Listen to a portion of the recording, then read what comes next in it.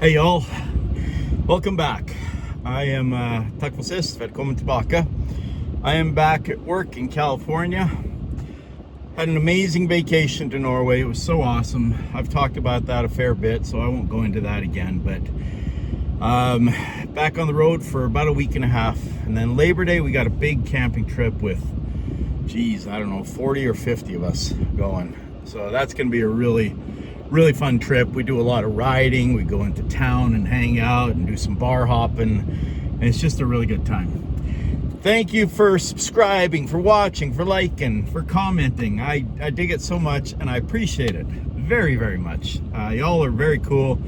I read, I think, every comment that comes in. If I happen to miss yours, I apologize. I really try to read them all. And if they're respectful, I always try to respond. So thank you for that. So today, I think I might have told this story before, but it's been a while. This happened in probably 1980, I'm guessing, late 79 to early 1980, somewhere in there. It was either the fall of 79 or the spring of 80, because it wasn't, I don't believe it was summer yet, but it wasn't cold. And it stays cold where I grew up. You know, it can snow in May and June. So, and I don't even remember which friend or friends I was with. I think it was only two of us, but there might have been three or four, because we hung around a lot and went out in the country a lot. You know, you'd sneak out there and drink beer back. In Canada, you can drink at 18 still. But we weren't 18 yet. You know, if you grew up in that era, it was pretty common. 16, 17-year-olds taking the back roads, having a few cold ones. Anyway, that's kind of the setting. It was out in rural Alberta, Canada, just out of town, in the little town I grew up in. And just to kind of set the scenery for you, where I grew up is very flat. It's the prairies of Alberta. It's only an hour and a half to the Rocky Mountains, which are spectacular. Waterton National Park is pretty close to us. Waterton, if you're not familiar, is the north side, the Canadian side. The south side is Glacier National Park in Montana, which is also spectacular. Been there many, many, many times. One of my favorite places on earth. So you have this flat, just featureless ground, basically. It's just farmland for as far as you can see. It's often very windy, but it is broken up by the river that runs through that area, which is called the Old Man River, if you're interested in looking at a map. And the river, obviously, over millions of years has cut valleys, but up there, we call these valleys coulees. And so there's hills. The river sits down at the bottom, and then there's hills going up the sides, and then there's all these undulating hills going up and down all over around that. It's pretty cool, actually. You know, you're in this flat, featureless area, and then all of a sudden you're in this pretty cool spot with a river and lots of trees. And you know, the hunters love it because that's where the deer hang out. So you know, I have a lot of buddies that are hunters. I went hunting a fair bit when I was younger. I mostly just tagged along. I could never bring myself to shoot a deer. I have no problem eating a deer, don't get me wrong. I couldn't shoot a deer. Used to shoot gophers all the time. These days, I don't like shooting anything. Anyway, so that's kind of the setting. And it was pretty late at night. It had to have been a Friday or Saturday night, because what I'm about to tell you about. If you've ever seen the movie Eyes Wide Shut, I think that's right, with Tom Cruise and Nicole Kidman. Got to be, what, 25-year-old movie. Stanley Kubrick, I believe, is the director. Very odd movie, but I dug it. I went with my wife, my brother, and his wife. I was the only one that kind of liked it. My brother liked it okay, because it's very weird, but I like movies that kind of dig into kind of the underbelly of society, you know, stuff that I would never do, never see in my real life. You know, I love mob movies, Goodfellas, Casino. I mean, there's endless. Reservoir Dogs, just amazing. I love those movies. obviously I don't condone that kind of action, but in a movie, I find it very interesting. So, the movie Eyes Wide Shut, if you remember that, he kind of crashes this party where everybody's in masks and capes, and there's all these rituals going on. By the way, I'm going to say something now. So if you're with your kids or something right now, I'm not going to get super graphic, but probably not appropriate for kids. So I'm going to give you a second just in case you want to come back and hear this when the kids aren't around.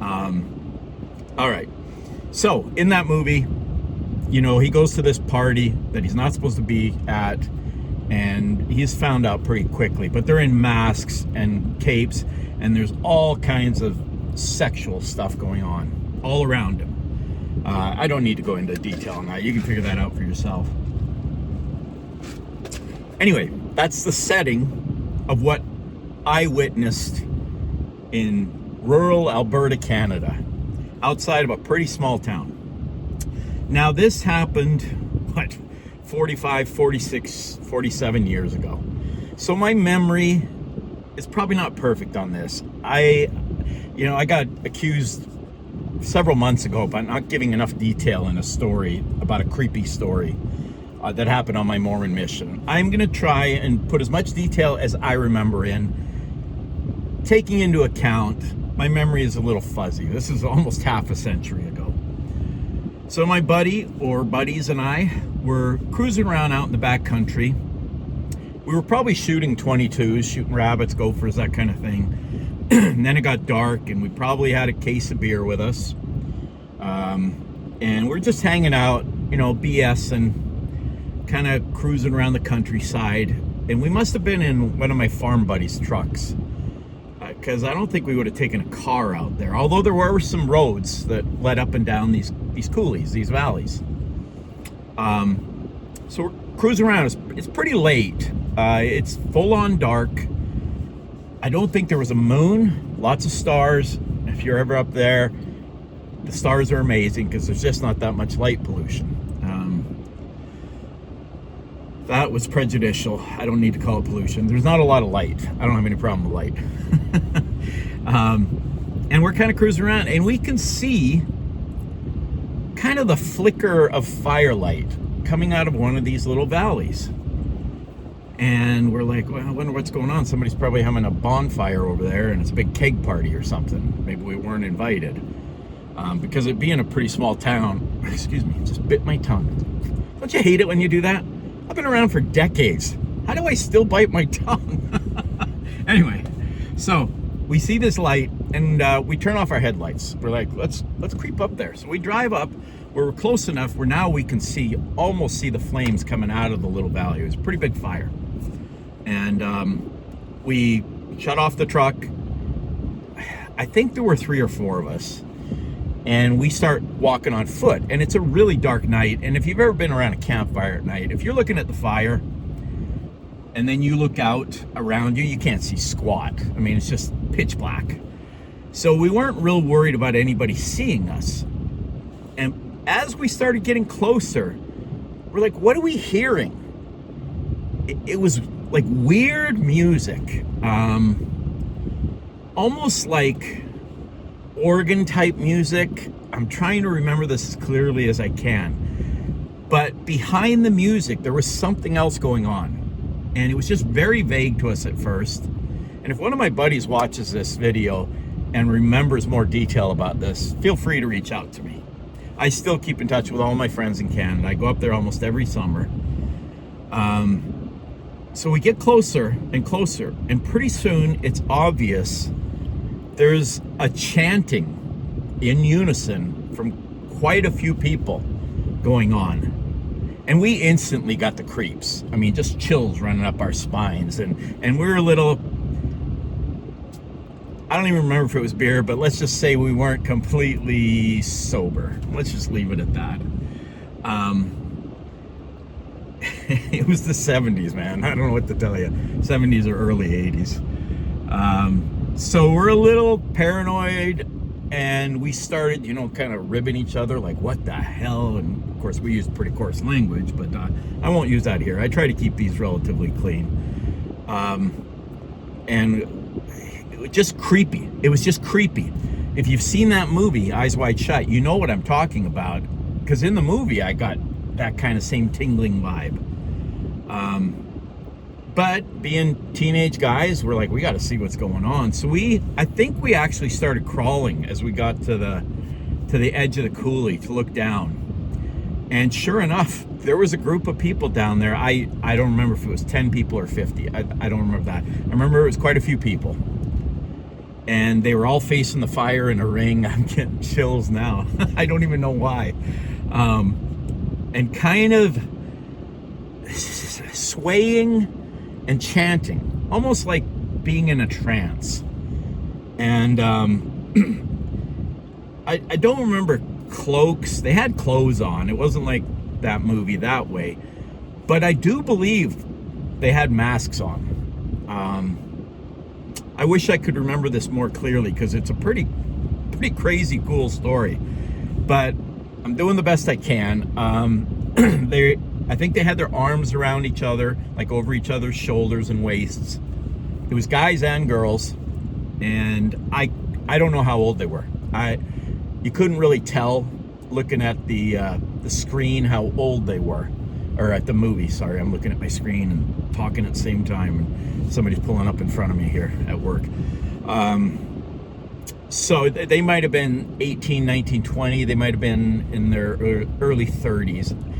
Anywhere in that range, just by the body type and the motions. I would have guessed somewhere between 19 and 28 is my guess, but I don't know that. Now this part is really fuzzy, but I remember being a little panicked. I can remember the feeling. And the reason was all these people are facing the fire, so we're not worried about them seeing us. But then we notice, I can't remember if it was one person or two or three that was kind of patrolling and looking, probably watching out for, intruders like us.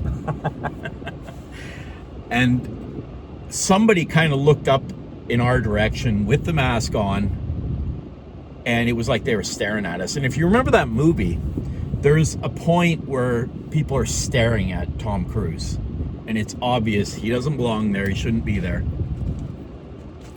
That is the feeling I got and we got.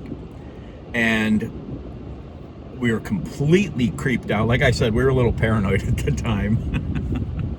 And we got up, we ran away, we drove back out into the prairie and probably drank some beer and did some other stuff. I never ever heard of anything like that happening in my little town. There were no rumors going around about some cult or about a group of people that did this weird crap. I never heard anything after or before. So it's one of those memories. Do you ever have this where you're like, am I remembering this correctly? Is my memory playing tricks on me? But that is the memory. I remember the feeling more than I remember the specific details. But as I've been telling this story, I can see that fire, and I can see the people around it, and I can see whoever, I don't remember if it was a guy or a girl, looking up in our direction. I don't know if they saw us, but it looked like they were looking right at us, and we freaked and fled.